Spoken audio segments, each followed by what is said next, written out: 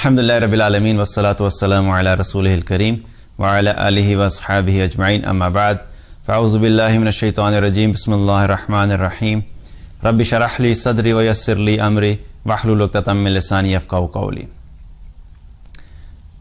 ہماری زندگیوں میں اگر ہم دیکھیں تو مختلف قسم کے حالات ہمارے اوپر آتے رہتے ہیں۔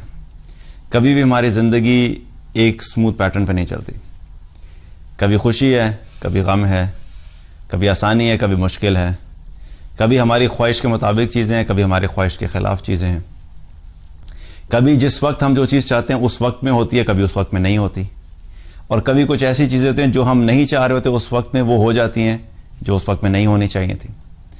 تو یہ اللہ کا ایک نظام ہے کہ اللہ تعالیٰ نے اس زندگی کو ایسا ہی بنایا، اس میں خوشی، غم، راحت، چین، اونچ نیچ سب چلتا رہتا ہے، کبھی آسانی ہوگی، کبھی مشکلات ہوں گی۔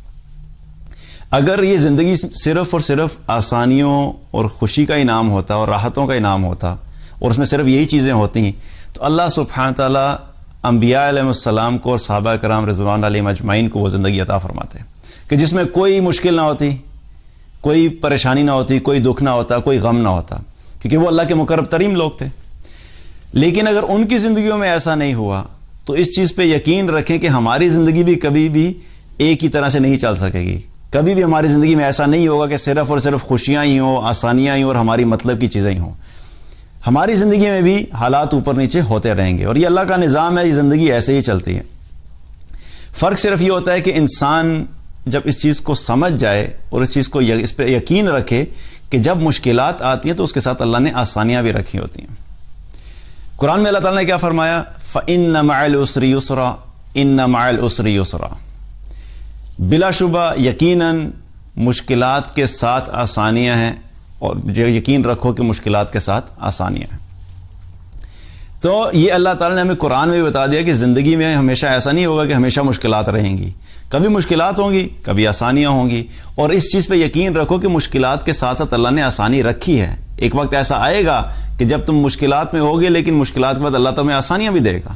اور کئی دفعہ ایسا ہوتا ہے کہ مشکلات ہماری زندگی میں ہوتی ہیں لیکن اس کے ساتھ ساتھ آسانیاں بھی ہوتی ہیں، لیکن چونکہ ہم مشکلات پہ اتنا فوکس کرتے ہیں کہ ہمیں اپنی زندگی میں جو آسانیاں اور نعمتیں ہوتی ہیں ان کے اوپر سے ہماری نظر ہٹ جاتی ہے اور ہمیں محسوس ہی نہیں ہوتا کہ ہماری زندگی میں کوئی آسانیاں بھی ہیں۔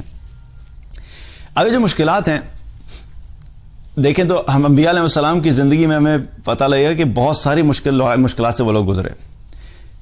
بنی اسرائیل کو اللہ تعالیٰ نے بہت طریقے سے آزمایا تھا، اور ان پر ایک بہت بڑی آزمائش اللہ نے کیا ڈالی تھی کہ فرعون کو ان کے اوپر مسلط کر دیا۔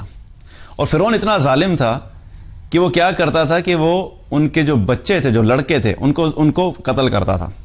اب قرآن میں اللہ تعالیٰ نے کیا فرمایا؟ وہ کیا کرتا تھا؟ یذبحون ابناءکم ویستحیون نساءکم، کہ وہ کیا کرتا تھا کہ بچوں کو قتل کرنے کی بھی ایک فارمز ہوتی ہے نا، کہ قتل کس طرح کیا تھا۔ اگر ایک عام مرد یا عورت کے بارے میں ہمیں پتہ لگے کہ اس کو قتل کیا گیا تو کتنا بڑا ظلم ہوتا ہے، کسی کو ناحق قتل کرنا بہت بڑا ظلم ہے، اور ہمارے دن میں وہ کبیرہ گناہ ہے۔ تو وہ اور کسی بچے کا پتہ لگے کہ کسی بچے کو مار دیا گیا تو انسان کا دل کیسا ہوتا ہے، اور انسان کہتا ہے کہ وہ کیسا ظالم انسان ہے کہ ایک معصوم بچے کو مار دیا۔ اور وہ جب بچوں کو مارتا تھا تو ایک بچہ نہیں، وہ تمام لڑکے جو پیدا ہوتے تھے اس کے لیے اس نے آفیشلی آرڈر دیا ہوا تھا کہ جو بھی لڑکا پیدا ہوگا اس کو قتل کیا جائے گا۔ اور قتل بھی کیسے کیا جائے گا؟ یذبحون ابناءکم، وہ ذبح کیا کرتا تھا۔ آپ اس کے ظلم کا لیول دیکھیں کہ وہ کس درجے کا ظالم تھا، اور آپ بنی اسرائیل کی اس مشکل کے بارے میں سوچیں کہ وہ کس امتحان میں تھے۔ آپ ان ماں باپ کے بارے میں سوچیں کہ جن کو پتا تھا کہ اب ان کے ہاں بچہ پیدا ہونے والا ہے، وہ ماں کس کیفیت میں ہوتی ہوگی کہ پتہ نہیں لڑکا ہوگا کہ لڑکی ہوگی۔ آج تو ہمارے یہاں کیا ہوتا ہے، ہمیں تو آنے سے پہلے ہی پتہ لگ جاتا ہے نا، الٹرا ساؤنڈ کرا کے پتہ لگ جاتا ہے لڑکا آ رہا ہے کہ لڑکی آ رہی ہے۔ اگر لڑکا آنے والا ہے تو سارا کچھ نیلا ہو جاتا ہے گھر میں، لڑکی آنے والے تو سب کچھ پنک ہو جاتا ہے، اور تیاری ساری کئی دفعہ یہ ہوتا ہے کہ تیاری ساری پنک کی ہوتی ہے، اچانک لڑکا ہو جاتا ہے، سب کچھ بلو کرو آپ، کبھی مسڈ کالز بھی ہو جاتی ہیں، ایسے بھی کیسز ہوئے ہیں۔ جو ہی پتہ لگا جی لڑکی پیدا ہونے والی ہے، سب کچھ پنک اکٹھا کرنا شروع کر دیا، اور اچانک آخر میں پتہ لگا لڑکا پیدا ہو گیا۔ بہرحال یہ ایک ڈفرینٹ ڈسکشن ہے، تو ہمیں تو پھر بھی پتہ ہوتا ہے، لیکن آپ سوچئے کہ اس وقت جب ان ماں باپ کی کیا کیفیت ہوتی ہوگی کہ جن کو پتہ ہوگا ہمارے یہاں بچہ پیدا ہونے والا ہے۔ اب وہ کیا دعا کرتے ہوں گے کہ اللہ لڑکا نہ پیدا ہو، کیونکہ پتہ ہے کہ لڑکا پیدا ہوا تو اس کو ذبح کر دیا جائے گا، اور وہ لڑکیوں کو چھوڑ دیا کرتا تھا.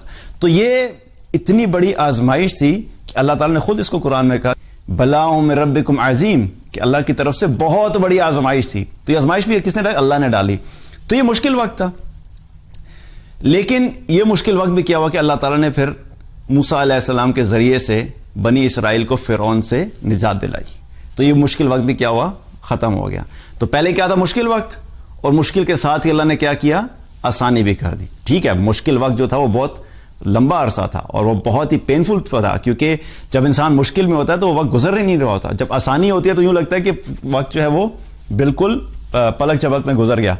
تو ان کے اوپر ایک مشکل تھی اور اللہ تعالیٰ نے ان کی مشکل کو پھر آسان کیا. اسی طریقے سے یوسف علیہ السلام کی زندگی کا اگر ہم مطالعہ کریں تو ان کی زندگی تو مستقل اس گراف کے تحت چل رہی تھی, مشکل آسانی مشکل آسانی. یوسف علیہ السلام کو جب ان کے بھائیوں نے اپنے والد سے الگ کیا اور جا کے کنویں میں پھینک دیا. اب کیا تھا, جب اپنے والد کے پاس تھے تو کیا تھی؟ آسانی تھی. لیکن جو ہی ان کے بھائیوں نے اپنے والد سے الگ کیا اور جا کے کنویں میں پھینک دیا تو کیا ہو گیا؟ مشکل شروع ہوگی. اب وہ کنویں میں جب پھینک دیا گیا تو وہ کنواں بھی جو تھا وہ شہر کے درمیان میں تھا, شہر سے تھوڑا سا ہٹ کے تھا, کیونکہ وہاں پر لوگ ریگولرلی پانی لینے نہیں آتے تھے. جو قافلے گزرتے تھے صرف وہ قافلے وہاں سے پانی لیا کرتے تھے. اب وہاں پر وہ کنویں میں ڈال دیا گیا اور کچھ دن کے بعد وہاں سے قافلہ گزرا تو اس قافلے نے آ کے یوسف علیہ السلام قافلے نے آ کے پانی جب نکالنا چاہا اور ڈول کے لیے اس نے ڈول نیچے لٹکایا تو اس میں یوسف علیہ السلام باہر آ گئے. اب یوسف علیہ السلام کی آپ سچویشن سوچئے کہ اب وہ جب کنویں میں بیٹھے ہوئے ہوں گے تو ان کے ذہن پہ کیا چل رہا ہوگا کہ مشکل ترین حالات ہیں, نکلنے کے کوئی اسباب موجود نہیں ہے, لیکن انہوں نے اللہ پہ توکل کیا, اللہ پہ بھروسہ کیا. اللہ تعالیٰ نے پھر ان کے نکلنے کا ذریعہ بنایا. اب پھر کیا ہوا کہ جب نکلے وہ تو ان کو ایک امید پیدا ہوئی کہ چلو اب میں نکلا, میں واپس اپنے گھر کی طرف جاؤں گا. لیکن کیا ہوا کہ اس قافلے والوں نے ان کو کیا کہا؟ اپنا غلام بنا لیا. تو مشکل سے ایک مشکل سے نکلے, اب دوسری مشکل شروع ہوگی. جب غلام بنا لیا, غلام بنا کے لے گئے مصر میں. اب جب مصر میں گئے تو وہاں پر ایک اور مشکل, ان کو یہ فکر شروع ہوگی. ظاہر ہے آپ اپنے گھر سے دور ہیں, غلام کی کیفیت ہے, اب آگے کون مجھے خریدے گا, کس گھر میں جاؤں گا, مجھ سے کیا رویہ کیا جائے گا. وہاں پر جو مصر کا جو عزیز تھا اس وقت کا وزیر تھا, اس نے جا کے ان کو خرید لیا اور وہ اپنے گھر میں لے آیا اور گھر میں لا کے اپنی بیوی سے کہا کہ اس کا اچھی طریقے سے خیال رکھنا, اس سے ہمیں فائدہ حاصل ہوگا اور عین ممکن ہے کہ ہم اس کو اپنا بیٹا ہی بنا لیں. تو اب یہ مشکل بھی ٹل گئی, چلو کسی اچھے گھر میں آ گیا ہوں, اب کھانے پینے کا مسئلہ ختم ہو گیا, رہنے کا مسئلہ ختم ہو گیا, کوئی کسی قسم کا فزیکل ٹارچر نہیں دیا جا رہا, اذیت نہیں دی جا رہی. تو کیا ہوا کہ وہ ایک مشکل تھی, اس سے آسانی ہوئی, پھر مشکل میں آئے, اب یہ پھر آسانی ہو گئی. لیکن اب کچھ عرصہ گزرا, جب یہاں پہ پہنچے تھے تو چھوٹے تھے, تقریباً 9-10 سال کی ایج کا آتا ہے, مختلف روایات میں آتا ہے. آہستہ آہستہ کیا ہوا کہ جب وہ جوان ہوئے تو جوانی تک زندگی آسائشوں سے چلتی رہی. جوان ہوئے تو کیا ہوا کہ جو وہاں کے مصر کے عزیز کی بیوی تھی وہ ان پہ عاشق ہو گئی. اب اگلا امتحان شروع ہو گیا اور اس نے کیا کیا کہ ان کو گناہ کے لیے ورغلایا, اور گناہ کے لیے جب ورغلایا اور یہ جب بھاگے نکلے تو وہ جو عزیز تھا اس نے دیکھ لیا. اب یہ جب دونوں دروازے پہ پہنچے وہاں پر وہ عزیز مصر کھڑا ہوا تھا اور اس کی بیوی نے کیا کیا, فوراً تہمت لگا دی کہ یہ میرے ساتھ جو ہے وہ میرے ساتھ غلط کام کرنے کی کوشش کر رہا تھا. اب یہ نئی مشکل شروع ہوگی اور اس مشکل سچویشن سے نکلنے کے لیے کیا کیا کہ ان کو قید میں ڈال دیا گیا. حالانکہ بعد میں یہ پروو ہو گیا تھا کہ غلطی کس کی تھی؟ زلیخا, جو مصر کے وزیر کی بیوی تھی. لیکن اس کے باوجود اپنی غلطی کو چھپانے کے لیے کیا کیا کہ لوگ کیا کہیں گے کہ یہ کس قسم کی حرکت کی ہے اس نے, ان کو قید میں ڈال دیا گیا. جب قید میں ڈال دیتے تو کیا ہوتا ہے کہ جس کا غلطی ہوتی ہے اسی کو قید میں ڈالا جاتا ہے, حالانکہ ان کی غلطی نہیں تھی, لیکن ان کو قید میں ڈال دیا گیا. اب کیا ہوا, ایک اور مشکل شروع ہوگی, پھر مشکل سٹارٹ ہوگی. کچھ عرصہ قید میں رہے اور قید سے نکلنے کے لیے پھر وہ خواب کے لیے, کیونکہ یوسف علیہ السلام جو تھے وہ خوابوں کی تعبیر بھی بتایا کرتے تھے. ان کے ساتھ جو 2 ساتھی تھے ان میں سے کسی نے انہوں نے خواب دیکھا, انہوں نے خواب کی تعبیر بتائی اور خواب سچ ہو گیا. بہرحال کٹ لانگ سٹوری شارٹ کیا ہوا کہ یہ کسی طریقے سے جب بادشاہ کے پاس پہنچے, بادشاہ کو ایک خواب آیا اور خواب کی تعبیر کوئی بتا نہیں پا رہا تھا, تو اس شخص نے کہا کہ میں ایک شخص کو جانتا ہوں جو خوابوں کی بہت اچھی تعبیر بتاتا ہے. تو یوسف علیہ السلام کو اس طریقے سے قید سے نکالا گیا اور جا کے بادشاہ کو جب خواب کی تعبیر بتائی تو وہ قحط سالی کی کیفیت تھی. تو اس نے جو خواب کی اس ڈیٹیل میں نہیں جاؤں گا, لیکن اس خواب کی تعبیر بتائی کہ وہ خواب میں حقیقت میں ہے کیا کہ قحط سالی آئے گی اور قحط سالی کے بعد اس کا سلوشن بھی بتایا کہ کس طریقے سے اس کا سلوشن ہے. تو بادشاہ کو یہ بات بہت پسند آئی, تو بادشاہ نے کیا کیا, ان کو وزیر بنا دیا. ناؤ اگین قید خانے سے نکلے تو کیا ہو گیا, آسانی ہوگی.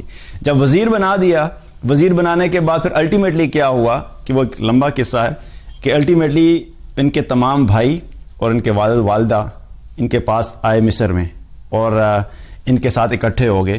اور یہ سارا سفر کیا ہے, دوبارہ کیا ہو گیا, آسانی آ گئی. یہ سارا سفر 9-10 سال کی ایج سے لے کے اور تقریباً 40 سال سے زیادہ کی ایج تک کیا تھا, فَإِنَّ مَعَ الْعُسْرِ يُسْرًا. اللہ کی طرف سے مشکلات بھی آئیں, پھر آسانی آئی, پھر مشکلات آئیں, پھر آسانی, اور الٹیمیٹلی کیا ہوا کہ آسانی آئی. تو یہ یاد رکھیں کہ اللہ سبحانہ تعالیٰ نے جو ہمیں زندگی دی اس میں مشکلات کے ساتھ آسانیاں بھی ہیں, اور مشکلات اور آسانیاں ساتھ ساتھ آتی رہیں گی. کبھی آسانی ہوگی, کبھی مشکلات ہوں گی.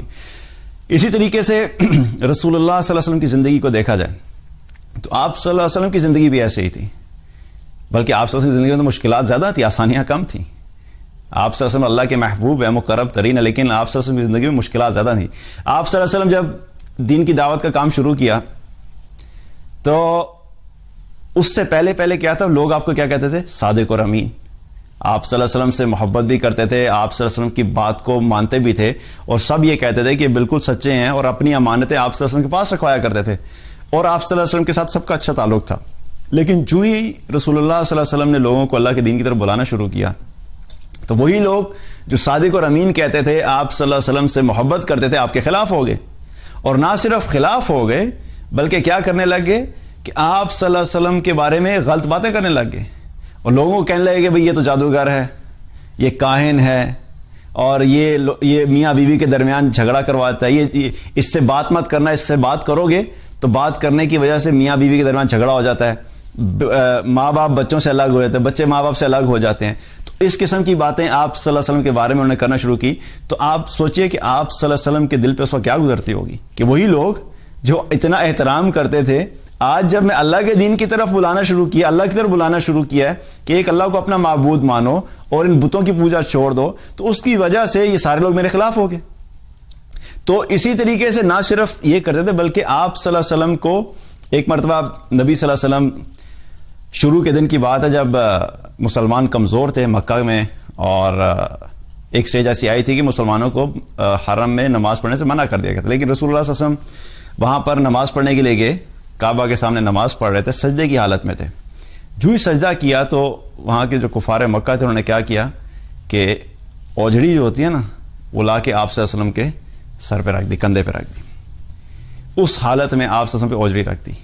اور آپ سوچئے کہ ایک آپ نماز کی کیفیت میں ہیں, جب آپ نماز پڑھ رہے ہوتے ہیں ویسے ہی آپ اللہ کے قریب ہوتے ہیں, اللہ سے ظاہر ایک تعلق ہوتا ہے, اور اس سچویشن میں آپ کے ساتھ یہ کیا جائے تو آپ صلی اللہ علیہ وسلم کے اوپر کیا کیفیت گزری ہوگی, آپ صلی اللہ علیہ وسلم کیا کیفیت ہوگی اور کیا احساس ہوگا.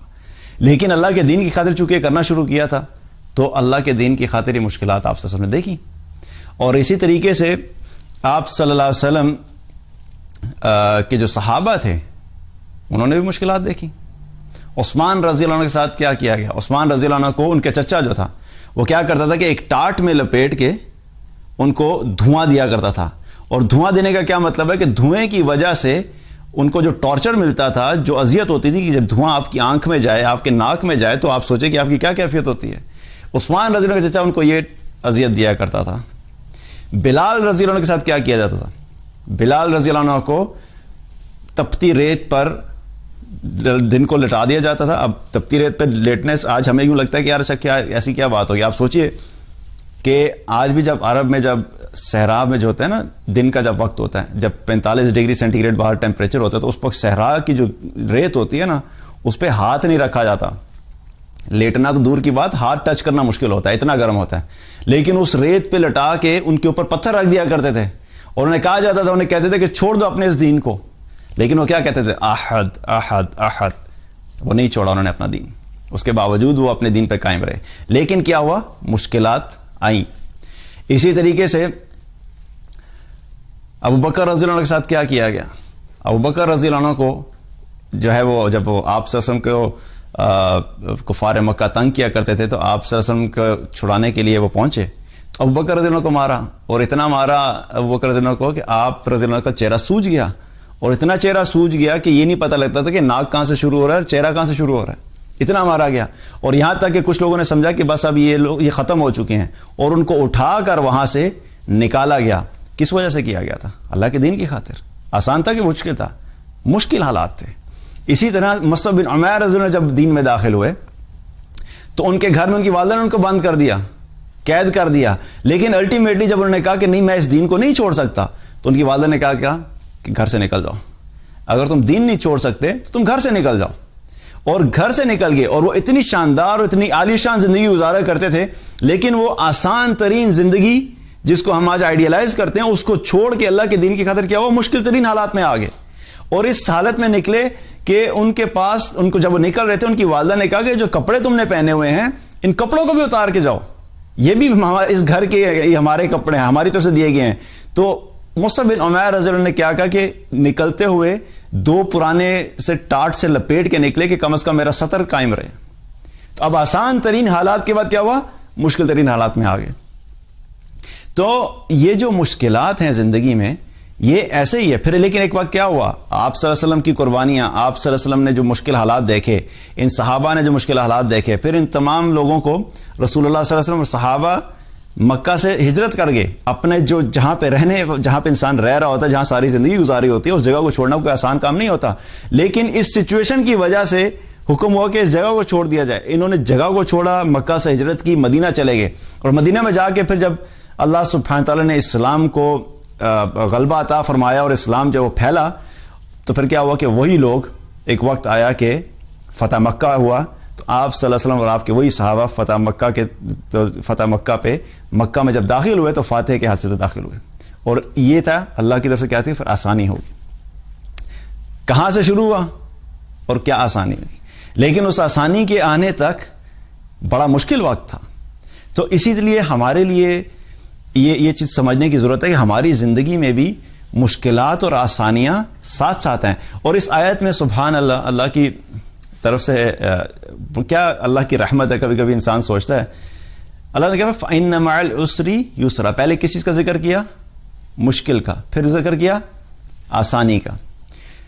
آپ سوچئے کہ انسانی فطرت بھی ہے، اور ایک کیا ہے کہ آپ جب مشکل حالات میں ہوتے ہیں نا، تو آپ کو جب اس چیز کا یقین ہو کہ نہیں ابھی آنے والا جو دن ہے وہ اچھا ہوگا، تو کیا ہوتا ہے کہ وہ مشکل حالات سے گزرنا کیا ہو جاتا ہے، آسان ہو جاتا ہے.